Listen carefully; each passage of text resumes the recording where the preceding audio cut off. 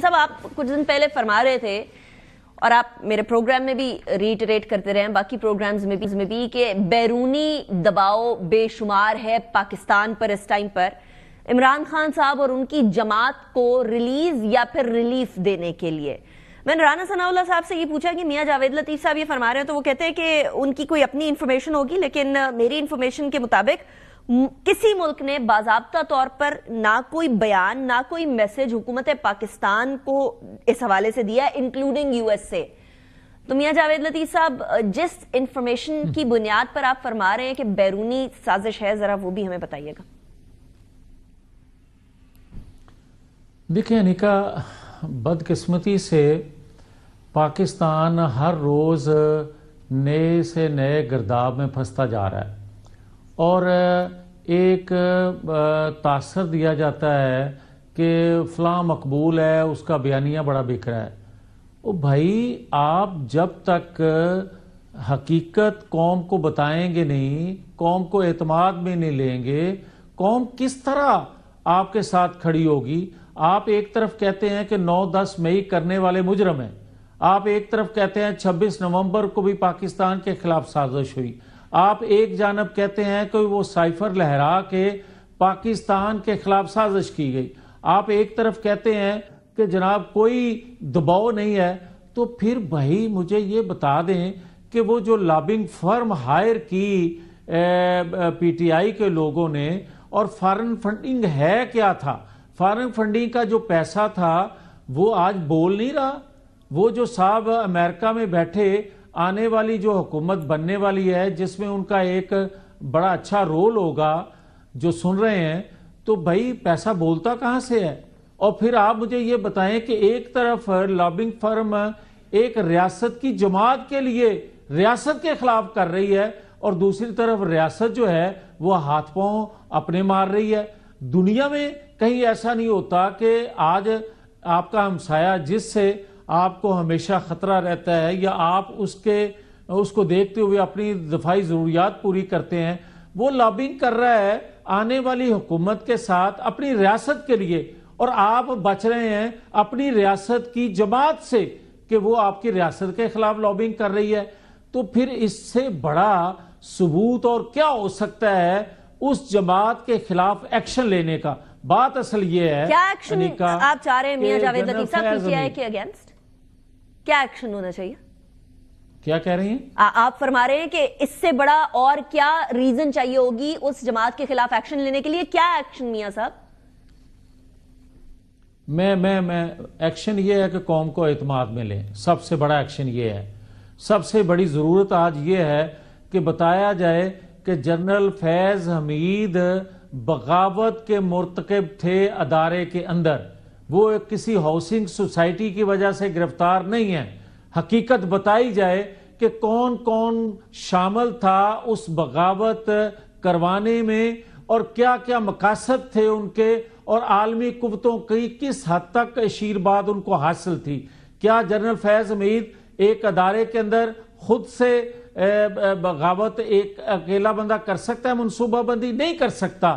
اس کے ساتھ کیا اس وقت کی عدلیہ کے چیف جو تھے، جنہوں نے 9-10 مئی کرنے والوں کو گڈ ٹو سی یو کہا تھا، وہ شامل نہیں تھے؟ اور اس کے پہلے جو سینئر تھے ثاقب نثار، وہ شامل نہیں تھے؟ اور کیا جنرل فیض حمید کے ساتھ عمران خان شامل نہیں تھے؟ اور آج جنرل فیض حمید کو ظہیر الاسلام ہوں، جنرل پاشا ہوں، جو بھی اس سے پہلے سینئر رہے ہیں جنرل فیض والی پوزیشن میں، کیا وہ سارے کے سارے جنرل فیض حمید کو بچانے کے لیے لگے ہوئے نہیں ہیں؟ تو میاں صاحب اگر اس ساری باتوں کے شواہد ہیں تو حکومت کے پاس تو ایک بڑا کھلا چارج شیٹ آ گئی نا، اور حکومت تو اس ٹائم پر ہر وہ پوائنٹ ڈھونڈ رہی ہے جو پی ٹی آئی کے اگینسٹ استعمال کر سکتے ہوں۔ اگر ان کے کوئی ثبوت شواہد ہیں تو پھر تو اس ٹائم پر حکومت کو ایک ڈھنڈورا پیٹ رہے ہونا چاہیے تھا۔ ڈھنڈورا نہ پیٹنے کی بھی تو کوئی وجہ ہوگی نا؟ کیا یہ شواہد بڑے متزلزل ہیں؟ کوئی پرابلم ہے؟ جی نہیں انیکا، میری بات سن لیں، حوصلے سے میری بات یہ ضرور سنیں کہ یہ مسئلہ بھائی حکومت وقت کا نہیں ہے، یہ مسئلہ ریاست کا آ گیا ہے، ریاستی اداروں کا آ گیا ہے۔ مجھے یہ بتائیں کہ اگر وہ سپر پاور، وہ طاقتور حلقے پاکستان کے اوپر دباؤ اس لیے بڑھا رہے ہوں کہ اڈیالہ سے کسی شخص کو چھوڑ دیا جائے؟ قطعاً نہیں ہے. وہ اس کے عشق میں مبتلا بھائی نہیں ہے. ان کی اپنی ضروریات ہوتی ہیں, ان کی اپنی ترجیحات ہوتی ہیں.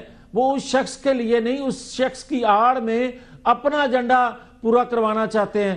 کیا فلسطین ہو, لیبیا ہو, عراق ہو, شام ہو, اور اس کے بعد ایران کی طرف ان کی نظریں نہیں لگی ہوئی؟ اور لگی ہوئی ہیں تو وہ پاکستان کو فاصلے پہ رکھنا چاہتی ہیں, الگ رکھنا چاہتی ہیں. کیا یہ حقیقت نہیں ہے کہ پاکستان کے اندر سی پیک جو ہے وہ بند کرنا چاہتی ہیں؟ کیا یہ حقیقت نہیں ہے کہ وہ چاہتی ہیں, اور خاص طور پر جو نئی آنے والی رجیم ہے ان کی, وہ چاہتی ہے کہ آپ انڈیا کے ساتھ کھڑے ہوں اور چین کے خلاف کھڑے ہوں, اور اکسایا جا رہا ہے فیوچر میں کہ انڈیا جو ہے وہ سامنے کھڑا کیا جائے چین کے, اور چین کے ساتھ آپ کھڑے ہونے کی بجائے آپ انڈیا کے ساتھ کھڑے ہوں. یہ ذمہ داری اپنے کندھوں سے اٹھا کر یہ کہنا کہ یہ ریاست کا مسئلہ ہے اس لیے ادارے اس کو کیٹر کریں گے تو عجیب سی بات نہیں ہو جائے گی؟ یہی بات تو حکومت نے بتانی ہے. اگر ریاست کا مسئلہ ہے تو حکومت ریاست کی ریپرزنٹیٹیو کے ساتھ ساتھ وہ حکومت میں اقتدار میں ہے میاں صاحب. نہیں کہا, دیکھیں جتنی حکومت با اختیار ہوتی ہے, جتنی خارجہ پالیسی بنانے میں با اختیار ہوتی ہے, آج تو کم از کم جھوٹ نہ بولا جائے, آج تو کم از کم ایک دوسرے کو فریب نہ دیا جائے.